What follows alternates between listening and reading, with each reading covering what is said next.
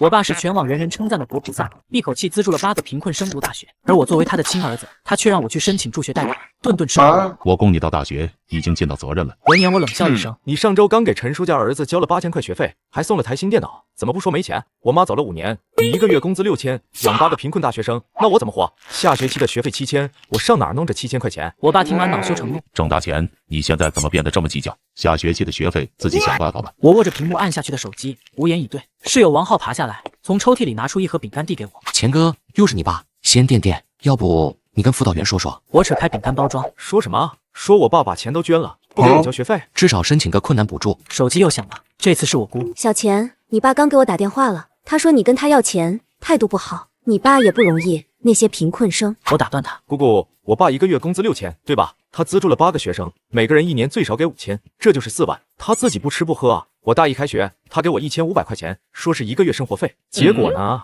这1500用了4个月。我姑沉默了一会儿，才说：你爸说让你锻炼。小钱，你爸他就是心善，对谁都善，除了我。我不是要跟那些贫困生抢钱，但我至少得活下去吧。这话说完，我挂断电话，打开电脑，搜索助学贷款申请流程，表格很长，要填父母收入。我在父亲月收入那栏打了6000，在是否同意提供经济支持那栏选了否，随后在理由那栏填了父亲收入用于资助8名非亲属贫困学生，无力承担本人学费。随后我点了提交，关掉网页。我看了眼时间，晚上7点，该去便利店上夜班了。便利店的夜班从8点到凌晨4点，1小时12块，一晚上96，周末2个晚上就是192，一个月差不多800，够我吃食堂最便宜的窗口。老板是个中年女人，看我进来，指了指柜台后面。今晚年理货，货架我都标记了。对了，快过期那些食品你可以拿点，别浪费就行。谢谢姐。理货的时候，手机震了一下，是我爸的短信。下个月开始，生活费也不给了，你成年了，该自己负责。我看着那行字，看了很久，然后回了一句：知道了。把手机塞回口袋，我继续搬箱子，泡面、饼干、矿泉水，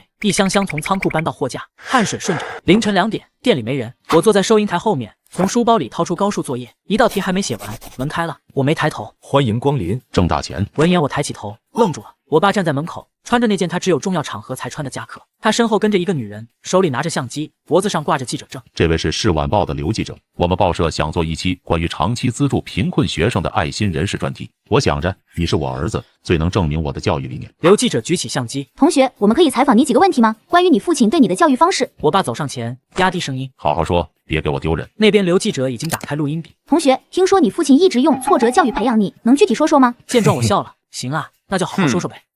我深吸一口气，对着录音笔说：挫折教育，对，我父亲确实在让我体验什么叫挫折。我爸笑了，他朝我点点头，眼神里满是期待。比如让我吃最便宜的泡面，穿别人捐的旧衣服，高中3年没买过一本参考书，大学学费让我自己贷款，生活费让我自己挣。他说这样才能培养出独立的人格。这话一出，我爸的笑容僵住了。刘记者眼睛亮了，所以你认为这种教育方式有效吗？当然有效，有效到我现在每天打2份工，学习成绩全班倒数，因为没时间复习；有效到我营养不良，去年体检测出贫血；有效到我爸打断我，挣大钱，你说这些干什么？我看着刘记者，您还想听更多吗？关于一位大善人如何对待自己亲生儿子的细节。相机闪光灯亮了，我爸的脸在那一瞬间白得像纸。你胡说什么？刘记者看了看我，又看了看我爸，职业敏感让他嗅到了更值得挖掘的东西。郑先生，您儿子刚才说的这些情况属实吗？我爸转向记者，脸上的笑容重新挤出来，但很僵硬。他说的太夸张了，孩子不懂事，觉得我对别人好就是对自己不好。我是想锻炼的，男孩嘛，吃点苦，将来才有出息。刘记者复述我的话，眼神锐利起来。吃泡面、穿旧衣服、自己挣学费和生活费，这些都是锻炼的一部分吗？我爸的声音提高了一些。现代社会孩子太娇惯，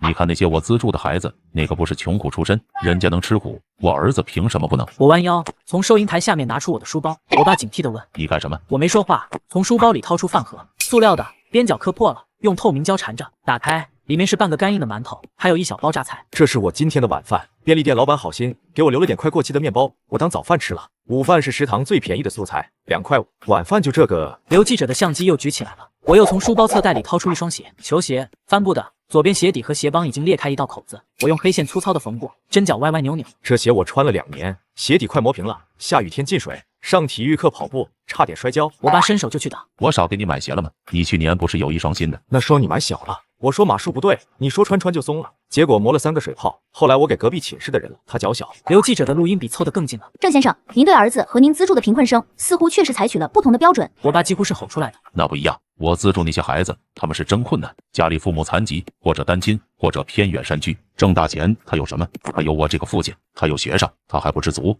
他有我这个父亲，他有学生，他还不知足。闻言，我从书包最里层抽出一叠文件，拍在收银台上。是啊，我有学上，这是助学贷款合同，我刚签的，下学期的学费。爸，你要看看吗？年利率4.5%，毕业开始还。说完，我又拿出一张皱巴巴的纸，展开。还有这个上学期成绩单，你看高数62，刚及格。为什么？因为我晚上要打工，没时间做作业，没时间复习。老师跟我说，我再这样下去，可能要挂科重修。我爸盯着这些东西，呼吸粗重。刘记者先开口，声音比刚才平静了许多。郑大前同学，你父亲资助的8名贫困生，你认识吗？或者你了解他们的情况吗？认识3个，有一个是我爸同事的女儿，我爸每年给她5000，她用的手机是最新款。还有一个，我爸给她买了台笔记本电脑，说是学习需要。那台电脑价格够我2年生活费。我爸猛地一拍收银台，你懂什么？人家学习好，将来有出息，投资要有眼光。所以我学习不好，就没资格被投资，是吗？我爸张了张嘴，没说出话。刘记者关掉了录音笔。郑先生，今天的信息量有点大，我想我们需要更深入地聊聊，或许改天约个正式采访。我爸一把抓起自己的包，不采了，这专题不做了，你们报社找别人吧。我爸说完转身就要走，又停下来，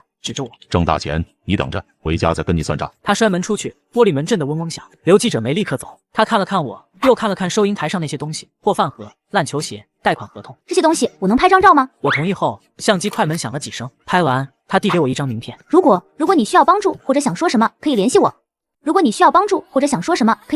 我接过名片，没看，塞进口袋。你爸他一直这样，从我妈走后就这样了。他说要把对我妈的爱扩散给更多需要帮助的人。刘记者沉默了一会儿，最后说：“保重。”说完他也走了。便利店又只剩下我一个人。我慢慢的把饭盒盖好，把鞋塞回书包，把贷款合同折好，手有点抖，不知道是累的还是别的什么。凌晨4点，交接班的同事来了。骑车回学校的路上，天还是黑的，手机在口袋里震个不停。先是我姑：“小钱，你爸刚打电话，气得不行，你怎么能当着记者面说那些话？你让你爸以后怎么做人？”姑姑，我做人的时候，他想过吗？我回了一句，把电话挂了。接着是我爸的短信，一连3条。你现在翅膀硬了是吧？我养你这么大，就是让你来拆我台的，有本事这辈子别回家。我看着那些字，突然觉得特别没意思。回宿舍时，天边已经泛白了。我洗了把脸，爬上床，躺下的时候，全身骨头都在发酸。手机又震了，这次是个陌生号码。是郑大前同学吗？我是晚报的编辑部主任，姓周。刘记者刚才跟我汇报了情况，我们觉得你和你父亲的故事很有典型性，我们想做一个深度报道，不知道你是否愿意接受正式采访？我看着上铺的床板，那里贴着我大一刚来时写的便利贴。努力改变命运。报道会用真名吗？我们会用化名，但细节会保留。如果你父亲不同意，我同意。周主任，我只有一个要求，报道里请把我助学贷款的合同照片登上去，还有我的鞋。挂掉电话后，我盯着天花板，窗外天彻底亮了，新的一天开始了。而我做的决定可能会让某些人难过很久。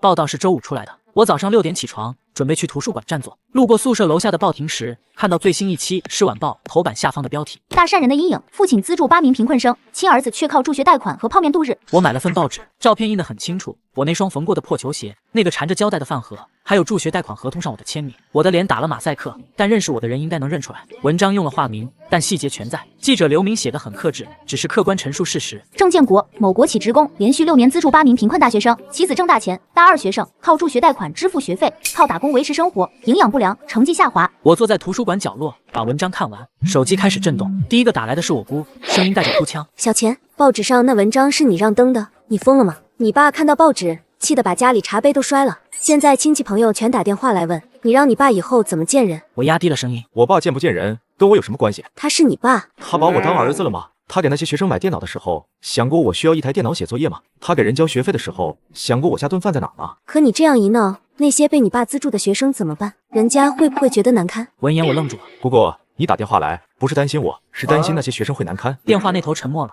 我无言以对，挂了电话。我没想到这只是开始，我的生活会因为这报纸变得天翻地覆。第二个电话是我爸，他没说话，我先听到的是粗重的呼吸声，像一头被激怒的驴。郑大钱，你现在满意了？不满意，我还没拿到下学期的学费。他深吸一口气，你知道刚才谁给我打电话了吗？张主任，我们单位管宣传的张主任，他说我这是影响单位形象，让我写检查，你把我工作都毁了。你的工作不是我毁的，是你自己。你资助学生没错，但你对我做的那些事，经得起别人看吗？我对你怎么了？我少你吃了还是少你穿了？对，你没少，你只是让我活得像个乞丐，然后告诉全世界你在做慈善。这话一出，电话里传来砸东西的声音。我告诉你，郑大钱，从今天起，我没你这个儿子。那麻烦你以后别带着记者来找我，让我配合你演戏。我挂了电话，手有点抖，但心里却异常平静。第3个电话是陌生的本地号码。是郑大钱同学吗？我是理工大学生处的李老师，我们看到了今天的报道，想跟你了解一下情况，关于你的家庭经济状况，还有你在校的实际困难。如果情况属实，学校有一些补助政策可以帮你申请。我握紧了手机，需要我提供什么证明？方便的话，今天下午来一趟学生处，我们当面聊。好。刚挂断，第4个电话进来了，这次是个年轻的女生，带着迟疑。请问是郑大钱吗？我是陈小雨，你爸爸资助的学生之一。我是陈小雨，你爸爸资助的学生之一。我看到了报纸，我不知道你过得这么……跟你没关系。他急急地说。有关系，郑叔叔每年给我5000，说是他儿子已经工作了，家里宽裕。我没想到你还在上学。我笑了。他真这么说？还说你不缺钱，就是不想靠家里。对不起，我真的不知道。如果我知道，我不会要这个钱的。你要不要钱是你的事，我爸愿意给是他的事。陈小雨的声音里带着哭腔。郑大钱，我会把今年的钱退给你，不，我把这几年的都退给你，我打工还。我看着窗外，阳光很刺眼。不用，你自己留着吧。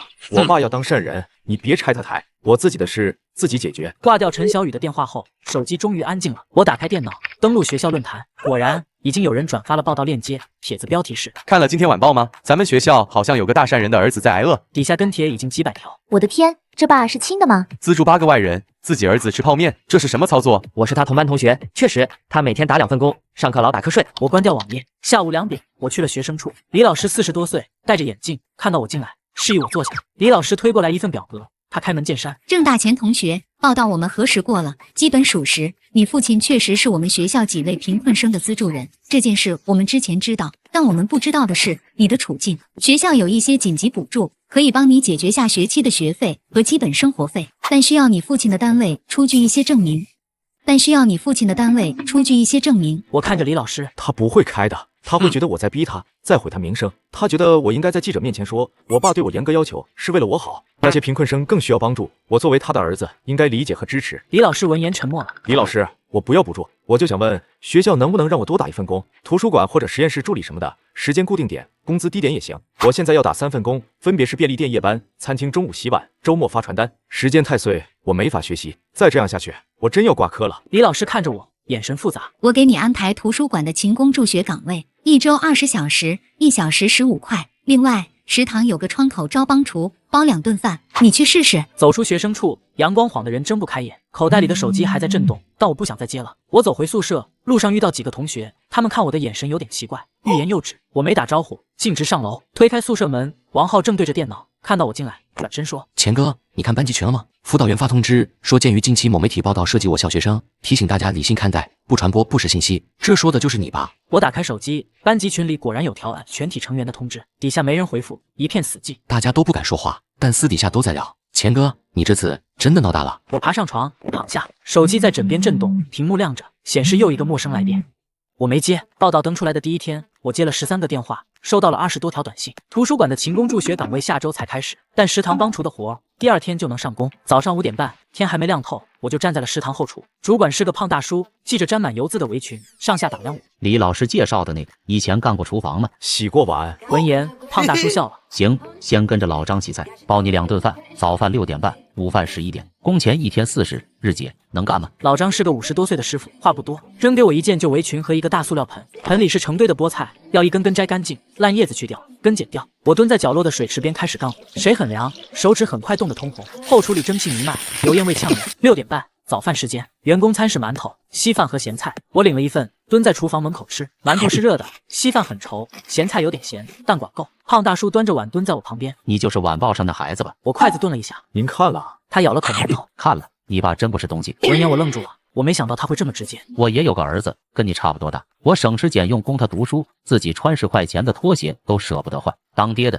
自己苦点没事，不能让孩子苦。你爸那种叫虚伪，拿儿子的命换自己的好名声，这种人我见过，厂里以前也有，对外人客客气气，回家打老婆孩子。7点，早餐高峰开始，我被安排去擦桌子、收餐盘，学生们端着盘子来来往往，有人认出我，眼神躲闪，有人窃窃私语，就是他吧？看着挺正常啊。听说他爸资助了8个大学生，自己儿子在这擦桌子，一直忙到11点。员工午饭是土豆烧鸡，我分到1大勺，还有米饭和青菜，坐在同样的位置吃。胖大叔又蹲过来，上午有人来找你，俩记者说想采访你，我让他们滚蛋了。我说这是食堂种地，闲人免进。谢谢叔。下午回到宿舍，王浩不在，我洗了把脸，准备睡2小时。手机里有3个未接来电，都是陌生号码，还有几条短信。其中一条是陈小雨的。郑大钱，我把钱还给郑叔叔了，他不要，我直接转你银行卡了。这是我这3年拿的，一共15000，不够的我打工慢慢还。对不起。我盯着那条短信看了很久，然后回了一句：卡号发你，把钱转回去。我不要。他没再回。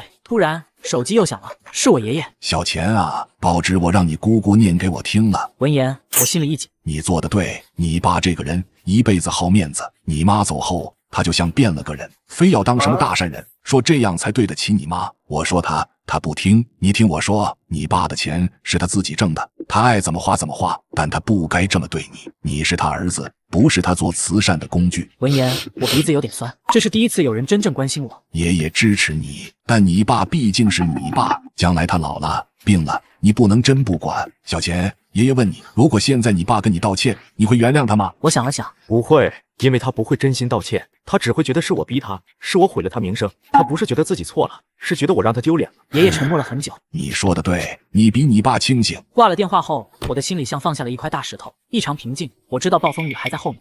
下午5点，该去便利店了。出门前，我看了眼班级群，辅导员又发了条通知：近期有社会人士联系我校学生进行采访，请同学们谨慎对待，避免片面言论。如有媒体接触，请第一时间联系学生处。底下还是没人回复。便利店夜班照旧，老板看到我，递过来一个面包。明天过期了，你吃了吧？谢谢姐。你的事我听说了，我那前夫也这样，对外人好的不行，回家就摆脸色。离婚的时候，所有人都说他是好人，是我不知足。后来他2婚又离了，现在孤家寡人一个，那些他帮过的人没一个管他，活该。我咬了口面包，很甜。晚上10点，店里没什么人，我正在整理货架，门开了，进来的是个中年男人，穿着夹克，手里拿着公文包。他环顾一圈，目光落在我身上。郑大千同学是吗？我是市电视台民生观察栏目组的记者，我姓赵。他掏出记者证，我们想就你和你父亲的事做个专题报道，深入探讨一下现代家庭伦理和慈善行为的边界。我不接受采访。赵记者走近一步，郑同学，你的故事很有社会意义，我们不是要炒作，是想引发社会思考。你父亲的行为到底是不是真正的慈善？父母对子女的责任边界在哪里？我转身继续理货。这些问题你们去问我爸。你父亲拒绝了，他说一切以法院判决为准。我转过身看着他，你说什么？你不知道吗？你父亲已经向法院提起诉讼，告你侵犯他的名誉权，要求你公开道歉并赔偿精神损失费。赵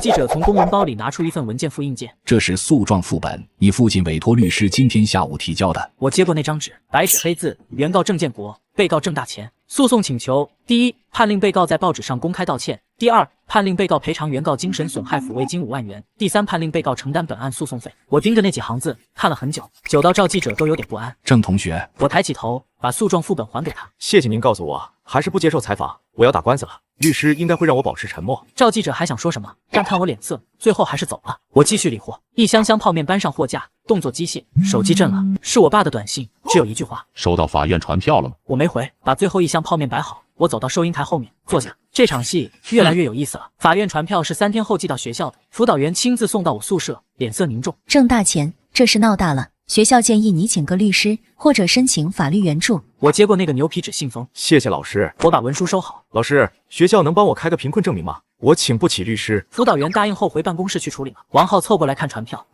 你爸真告你啊？5万精神损失费，他怎么想的？他想让我道歉，想让所有人知道他是对的。下午我去法律援助中心，值班的是个年轻律师，姓周，看了我的材料，眉头皱得死紧。你父亲告你名誉侵权，依据是你在媒体上的言论对他造成了社会评价降低，但根据报道内容，你陈述的都是事实，事实陈述一般不构成名誉侵权。那我能赢吗？周律师翻着诉状，要看法院怎么认定。你父亲主张你夸大事实，恶意诋毁，我们需要收集证据，证明你陈述的情况属实。另外，你父亲资助8名贫困生的记录，我们也需要，这能形成鲜明对比。我去哪儿弄那些？法院可以调查取证，或者你父亲作为原告也需要举证。这个案子关键不在于你说了什么，而在于你为什么要说。我们需要证明你的言论是基于自身合法权益受到侵害而做出的合理反应。我听得有点懵。见状，周律师笑了。简单说，我们要让法官相信你不是无理取闹，你是被逼急了。从法律援助中心出来，天阴沉沉的，像要下雨。手机里有条新短信，是我爸发的。现在撤诉还来得及，只要你公开道歉，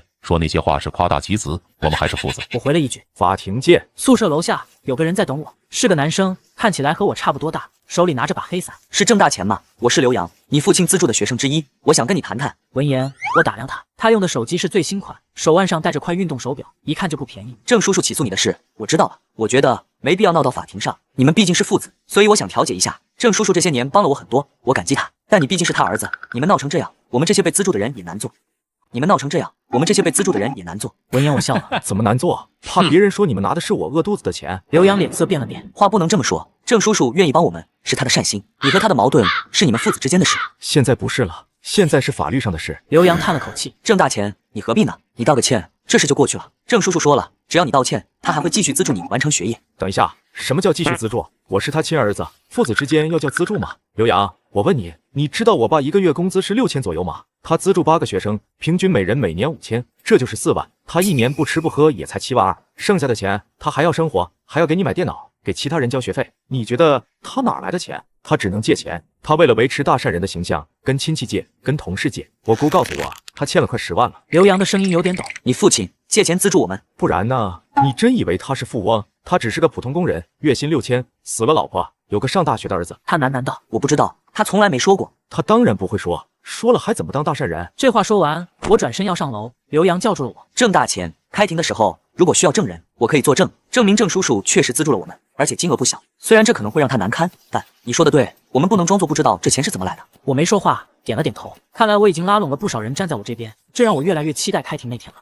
我上楼换掉湿衣服，手机又响了，这次是我姑。小钱，撤诉吧，你爸要是输了官司，工作可能真的保不住了。单位领导已经找他谈话了，说这是影响太坏。那我的名声呢？我当着全校的面被他告上法庭，以后别人怎么看我？那个被亲爹告的学生，你是小辈，受点委屈。我受的委屈还少吗？姑姑，这事你别管了，我和我爸法庭上见分晓。晚上，周律师打来电话，郑大钱，证据收集的差不多了。另外有个新情况，今天下午又有一位你父亲资助的学生联系我，愿意出庭作证。他叫陈小雨，他说他把钱退给你了，但你没要。他愿意在法庭上说明这一点，证明你父亲资助学生的行为确实影响到了你的基本生活。还有，你父亲单位那边我们也联系了，他们愿意出具证明，证实你父亲的收入和资助行为，这对我们很有利。开庭时间定了吗？下个月15号，还有3周时间准备。这段时间媒体可能会继续找你，尽量别回应。知道了。挂掉电话，我打开电脑，开始整理证据：助学贷款合同、打工记录、成绩单、食堂帮厨的排班表、便利店工资条，一张张拍照、扫描、存档。手机屏幕亮起，显示是我爸的号码。这些年他给我打电话的次数屈指可数，每次都是。钱还够吗？不够自己想办法，我忙着呢。现在我们要在法庭上见面了，他会说什么？我不知道，但我知道这场官司我必须赢。开庭前一天，我接到陈小雨的电话，她的声音听起来很紧张。郑大钱，我明天会出庭，我跟周律师都谈好了。你不用这样，这是我跟我爸的事。不，这也是我的事。我拿了郑叔叔3年钱，一共1万5。如果我知道这些钱是以牺牲你的生活为代价，我一开始就不会要。我现在知道了，所以我必须做点什么。明天法庭见。挂了电话，我继续整理出庭要穿的衣服。唯一一件像样的衬衫还是高中毕业时买，领口已经有点磨边了，但总比 T 恤强。晚上9点，周律师打来电话做最后叮嘱：证据链很完整，法官应该能看出你父亲的行为明显失衡，关键是你的陈述，记住只说事实，不要带情绪。法官问什么答什么，不问的不多说。你父亲那边请了律师，可能会攻击你的动机，说你为了钱才闹这么大。周律师提醒：你要坚持一点，你不是要钱，是要一个公平对待。还有，法官可能会调解，如果你父亲当庭道歉，并提出合理的经济支持方案，你接受吗？我想了想，他不会道歉的。但如果会呢？那我要看他怎么道歉，是真心的，还是为了赢官司？闻言，周律师叹了口气：好吧，明天见。我挂了电话，躺在床上，闭上眼睛，却睡不着，脑子里反复排练明天可能发生的对话，可能出现的场面。法官会问什么？我爸的律师会怎么质问我？我又该怎么回答？凌晨2点，我起来喝了杯水，看到手机里有条新短信，是我爸发的，只有3个字：你赢了。什么意思？认输了还是嘲讽？我没回，反正无论什么意思，明天就能知道最终结果了。第二天早上7点，我起床洗漱，穿上那件旧衬衫，对着宿舍里裂了缝的镜子整理衣领。王浩也起来了，穿的比我还正式。钱哥，走吧，提前到，别迟到。法庭在市中心，我们坐公交过去。早高峰，车上很挤，我抓着扶手，看着窗外掠过的街景。钱哥，无论结果如何，你都已经赢了。为什么？因为你站出来了。很多人遇到这种事只会忍，但你站出来了，让所有人都看到这不公平。我笑了笑，没说话。9点整，我们到达法院，周律师已经在门口等着，手里拿着公文包。你父亲和律师刚到，进去吧。法庭不大，旁听席坐了10几个人，我看到了我姑，她眼睛红红的，还有几个我不认识的亲戚。刘洋和陈小雨坐在后排，看到我进来，点了点头。我爸坐在原告席，穿着那件他只有重要场合才穿的深蓝色西装，他旁边坐着一个戴金边眼镜的中年律师。我们没有对视。现在开庭，随着法锤落下，我爸的律师先陈述，他语气平静，逻辑清晰。被告郑大钱在媒体上发布不实言论，严重损害了原告郑建国的社会声誉。原告长期从事慈善活动，资助8名贫困学生完成学业，这是有目共睹的善举。被告作为原告之子，不仅不感恩，反而恶意诋毁，其行为已经构成名誉侵权。我听着，手指在桌下微微握紧。轮到周律师了，他站起来，不慌不忙。法官，我方不否认原告资助贫困学生的事实，但关键问题在于，原告在对外实施慈善的同时，是否尽到了对亲生儿子的法定抚养义务？我爸闻言急了，你有什么证据？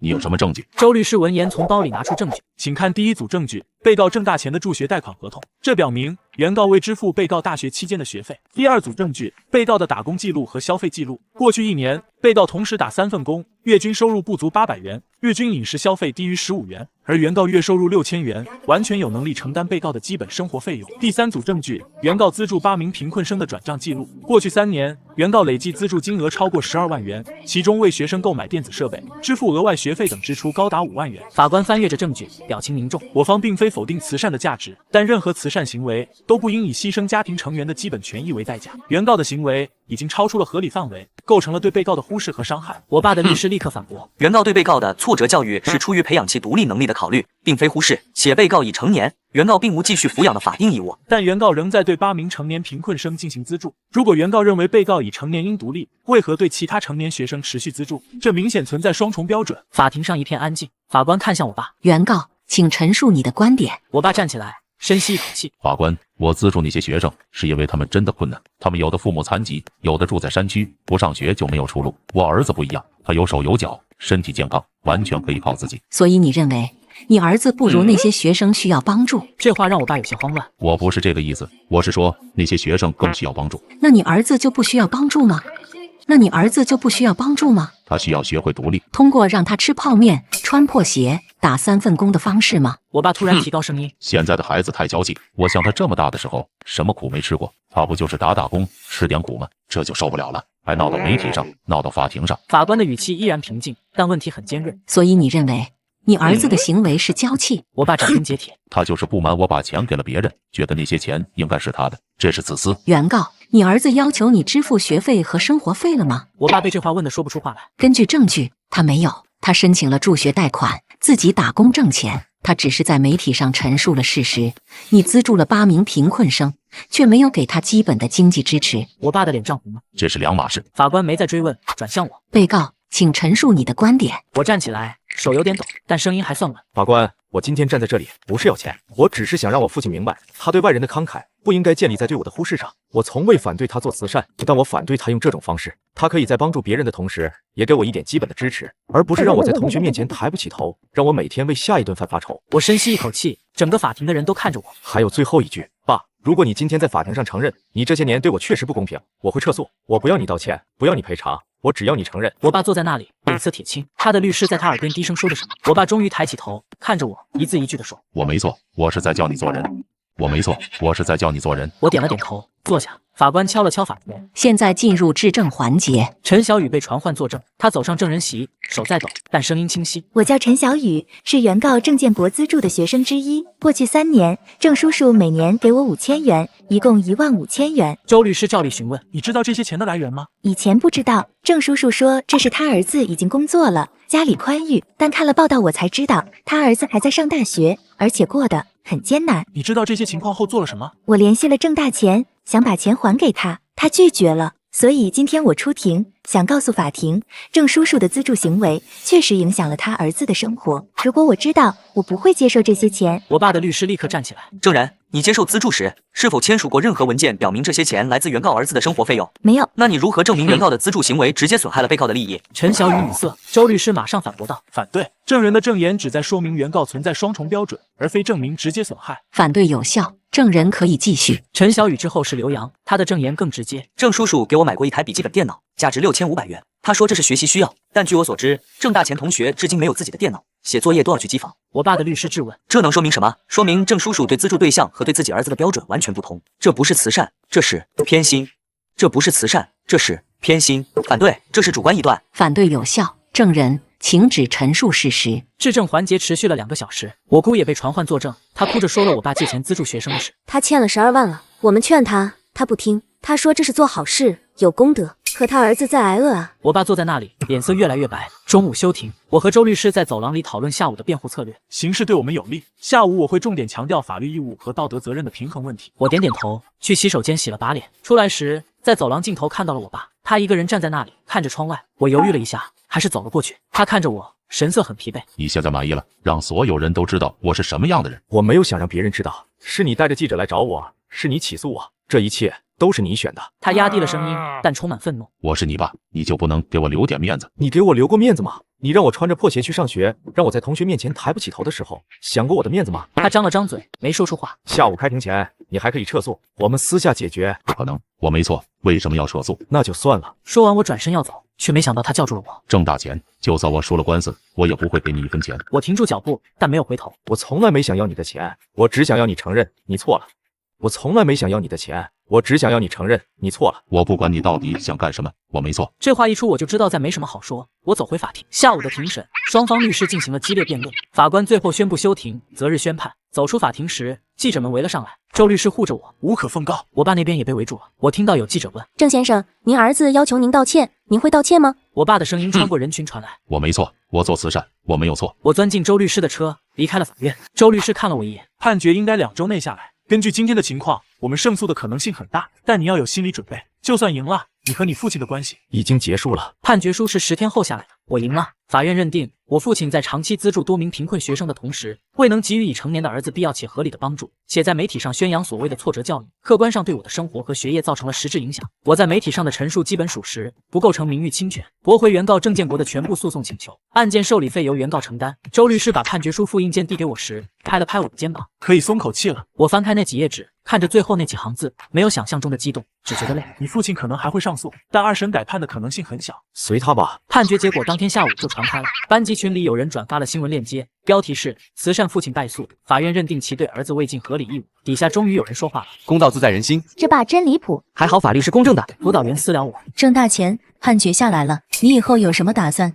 判决下来了，你以后有什么打算？继续上学、打工，毕业找工作。学校考虑给你一些特殊补助。不用了，我能养活自己。判决书下来的第2天，我接到了大伯的电话，这是我妈走后，她第一次主动联系我。小钱，判决我看到了，你爸这次确实做的不对。大伯，你有话直说。你爸气得住院了，高血压，昨晚送进去的，医生说要住几天。我握着手机，没说话。我知道你爸对你不好，但他毕竟是你爸，他现在病了，身边没人照顾，你姑姑要上班，我这点走不开。他有医保，有存款，可以请护工。小钱，血缘关系断不了的，你去看看他，哪怕就一眼。他现在挺可怜的。他可怜的时候，想过我可怜吗？电话那头沉默了。大伯，我还有课，先挂了。挂掉电话，我打开电脑，开始写作业，但一个字也看不进去。我想起他昨天在法庭上涨红的脸，急促的呼吸，手机震了一下，是我姑发来的医院病房号，我没回。晚上去食堂帮厨，胖大叔问我：“听说你官司赢了，好事啊！那种爹就得让法律支持他。”他住院了。胖大叔手里的锅铲停了一下，严重吗？高血压，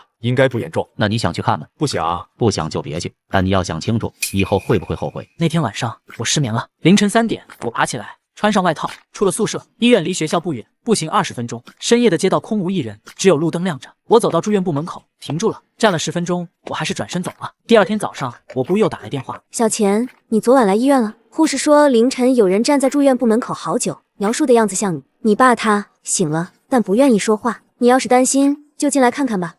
你爸他醒了，但不愿意说话。你要是担心，就进来看看吧。我还有课。小钱，就当姑姑求你。你爸这次真的受打击了。判决书下来后，单位领导找他谈话，可能要调岗。那些他资助的学生，好几个打电话来说以后不用资助了。他现在什么都没有了。”他的声音带着哭腔，我握紧手机。那不是我的错。我知道不是你的错，但你爸老了，经不起这么折腾了。你就来看他一眼，行吗？我闭上眼睛。地址发我。下午没课，我去了医院。病房是3人间，我爸在最里面的床位，他闭着眼睛，手上打着点滴，脸色苍白，看起来老了10岁。我姑在旁边守着，看到我进来，眼睛一亮：“小钱，你来了。”我爸睁开眼睛，看到我，眼神复杂：“你们聊，我去打水。”说完，我姑拿起热水壶出去了，病房里只剩下我们2个人，沉默了很久。我爸先开口了，声音虚弱：“你现在满意了？”我拉过椅子坐下，没什么满意不满意的。我工作可能要丢了，单位说影响不好，可能要调我去后勤，工资减半。那些我资助的学生6个都说以后不用我钱了，他们说我虚伪，说我的钱不干净。我没说话。陈小雨和刘洋把钱还给我了，15000和6500，他们说这钱应该是你的。我不会要的。我知道，挣大钱我就问你一句，你是不是特别恨我？我想了想，不恨，只是失望。失望什么？失望你宁愿帮陌生人，也不愿意对我好一点。失望你把名声看得比儿子重要。失望你到现在都不觉得自己错了。他闭上眼睛，眼角有泪流出来。我错了，我错了。这话一出，我愣住了。我错了，我不该那么对你，我不该为了当什么大善人让你吃那么多苦，我不该起诉你，但我拉不下脸，承认我错了。我觉得我是你爸，我就算错了，你也不能这么对我。所以你就起诉我？我以为官司赢了就能证明我是对的。我看着这个躺在病床上的男人，这个我喊了20年爸爸的男人，突然觉得很陌生。现在说这些有什么用呢？没用。我知道没用，我就是想告诉你，我错了。我站起来，你好好养病，医药费不够的话。他打断了我，我有医保，我还有存款，虽然不多，但看病够了。那就好。说完我转身就走，没有回头。走到门口时，听见他叫住了我。挣大钱以后你还会来看我吗？我看着他期待的眼神，那句不会在嘴边转了一圈，最后变成看情况。走出医院，阳光刺眼，我姑追出来，小钱，你爸他道歉了，但我们回不去了。有些事发生了就是发生了，道歉可以接受，但裂痕补不上了。这话一出，我姑的声音都带上了哭腔。你就不能原谅他吗？他都认错了。我原谅他，但我不可能再像以前那样对他了。姑姑，你知道吗？这些年，我每次看到别人家的父子一起吃饭、一起聊天，我都特别羡慕。但我跟我爸连好好说句话都难。大钱，这些以后可以慢慢来。没有以后了，没有以后了。我快毕业了，会离开这座城市。他过他的，我过我的，偶尔联系，互不打扰。这就是我们能有的最好的关系了。我姑还想说什么，但我摇了摇头。我回学校了。坐上回学校的公交，我给周律师发了条短信。我爸撤诉的话，需要办什么手续吗？周律师很快回复，他需要提交撤诉申请。他松口撤诉了吗？对，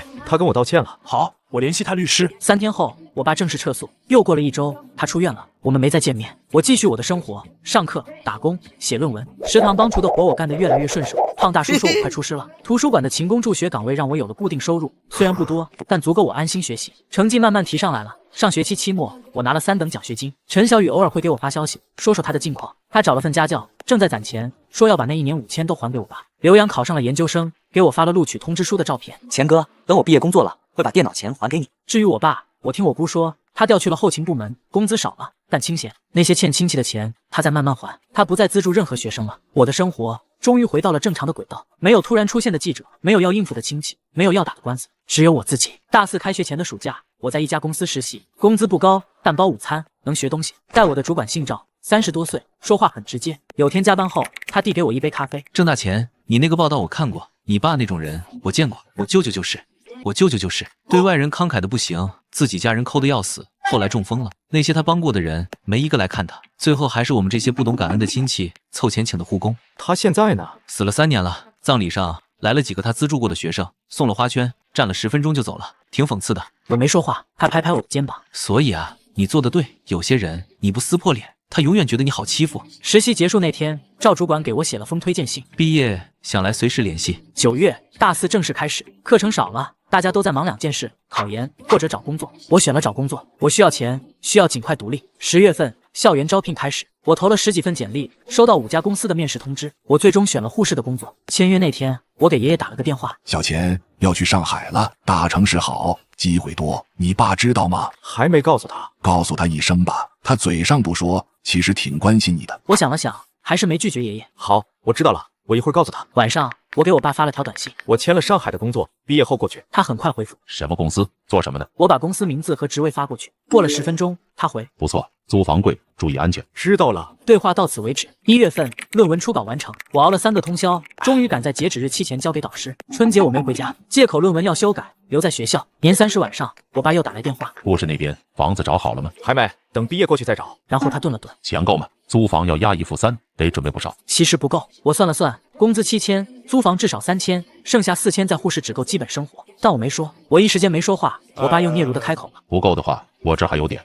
不够的话，我这还有点。不用，我能应付。挂了电话，我打开招聘网站，开始找护士的兼职。3月份论文答辩，我顺利通过，拿到了良好。4月份毕业照，我和王浩、陈小雨还有班里的同学一起拍了照，照片上大家都在笑。5月份毕业典礼，我爸没来，我姑来了，给我带了条新领带。你爸让我带的，他说你要去大公司上班，得穿体面点。我接过领带，标签还没剪，价格不便宜。他哪来的钱？攒的，他这半年烟都戒了，说省钱。我没说话。毕业典礼结束后，我回宿舍收拾最后的行李，一个行李箱，一个背包，就是我在这个城市4年的全部。走之前，我去食堂跟胖大叔告别，胖大叔正在炒菜，满头大汗。小子要走了，明天去护士。他关掉火，从口袋里掏出200块钱，那可是好地方，拿着，路上买点吃的。他塞进我手里，你叫我一声叔，这就是叔的心意。见状我只好收下了。谢谢叔。到了护士，好好干，别学你爸，对外人比对家人好。人这一辈子最重要的是把身边人照顾好，其他的都是虚的。走出食堂，阳光很好，我拖着行李箱